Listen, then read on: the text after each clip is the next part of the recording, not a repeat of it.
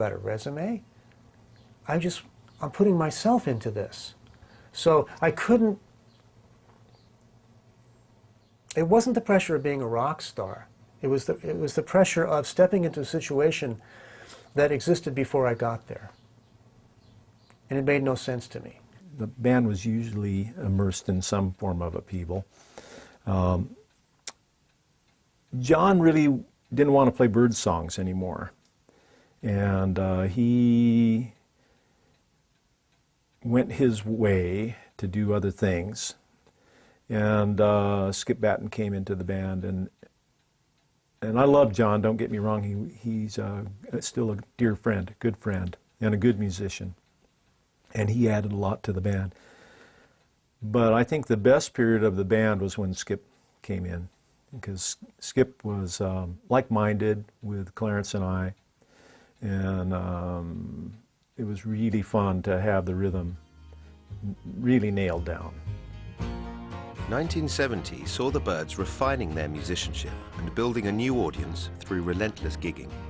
With their live performances earning the band a reputation as one of the best touring acts in America, Terry Melcher proposed that the Byrds issue a double album, with one side consisting of live recordings.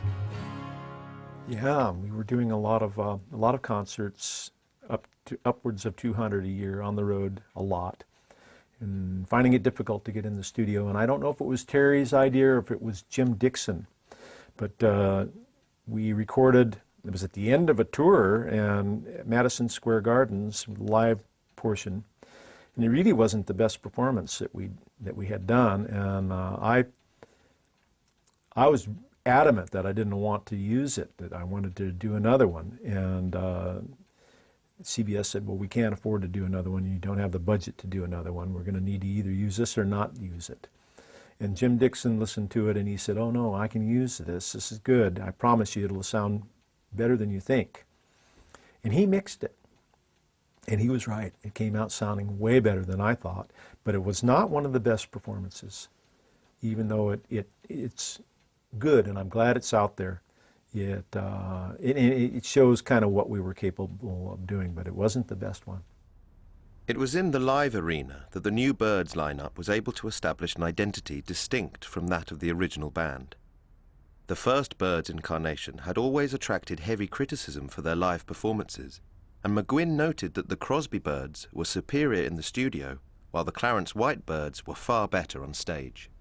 The Byrds actually became better live performers in the late 60s and early 70s, when Roger McGuinn was the only remaining member.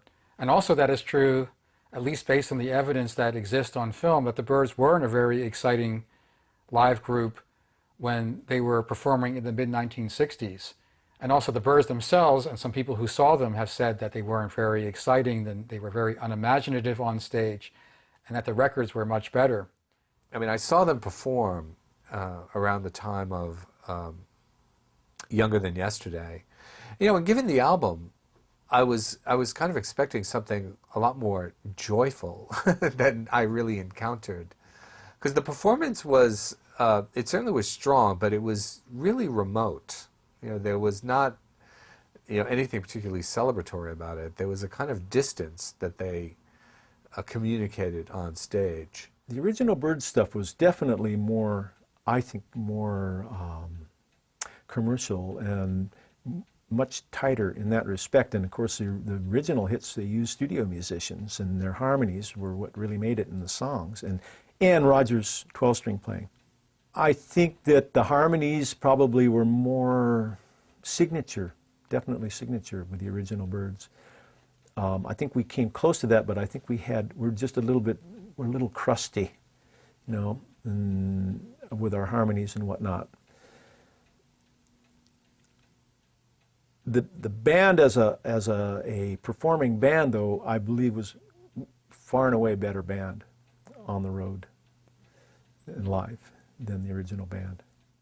By this time, they had become a cracking live act. I remember seeing them at Fairfield Hall in Croydon in 70 or 71 when I was 16, 17 years old. And I'd been listening to Cream and The Doors and, all of the heavy groups, as we called them. And this band with Clarence White on guitar and a rhythm section of Gene Parsons and Skip Battin could really rock. You know, I remember being absolutely euphoric at this concert at Fairfield Hall.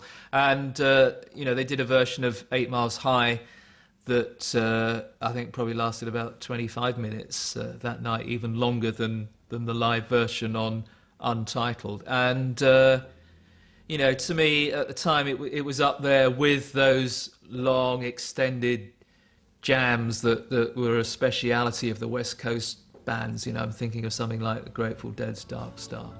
And they were really quite magnificent.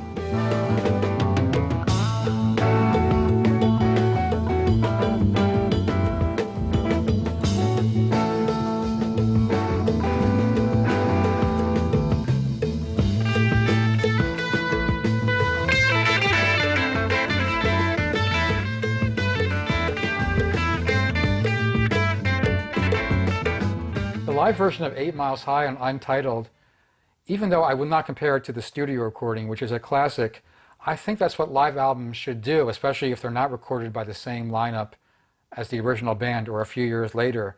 I don't think you should try to recreate that classic because you just can't do that. You can't match it aesthetically. Instead, they kind of reinvented the song as kind of a psychedelic improvisation.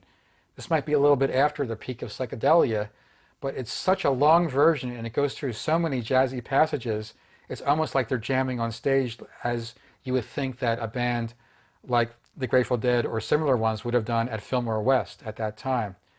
And they do it in a way that's not self-indulgent, I think. That's pretty creative. It's definitely a highlight of that record. The idea of doing it as a jam was quite an inspired thing, and it was quite a good jam. I mean, I think it started as a medley with 2 other songs. They just extended it, and then extended it and extended it, and it was decided that you know, Gene and Skip would do this, the rhythm section would be allowed to do these elaborate runs and let it go, and McGuinn would come in almost like a guest star. It was a wonderful tour de force in concert. I mean, everybody, you know, it was the highlight of all the Byrds concerts you went to as well, this wonderful, you know, epic centerpiece.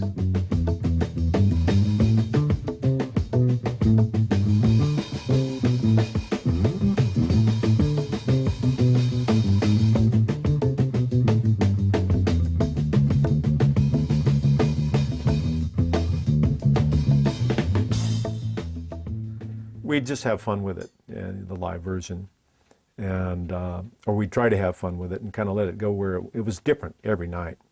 Clarence would come up with some, you know, some favorite rhythm lick, and then I'd join in, and we'd try to take it from there. And then Skip would come in with, he was studying Nichiren Shoshu Buddhism at that point, and chanting every night and reading his chant book, and which had a lot of interesting cadences to the chants, and so he put those to the bass, and that would inspire us. And there were times when it would just take off, and like I say, it'd have a life of its own.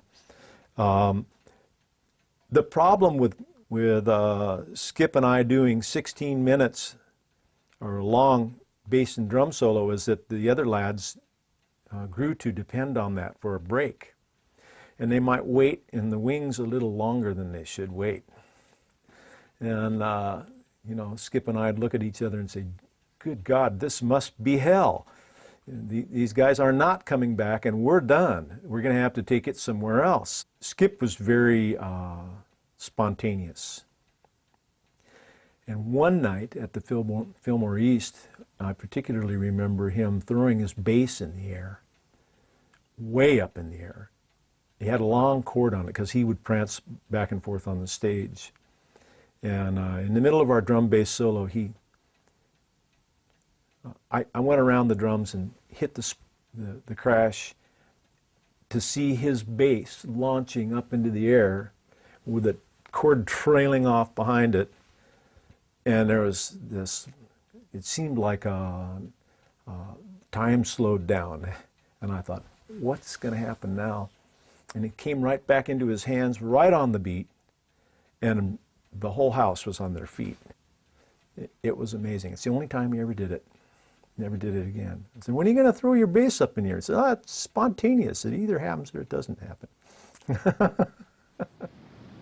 The album Untitled eventually surfaced in September 1970. As well as the live recording,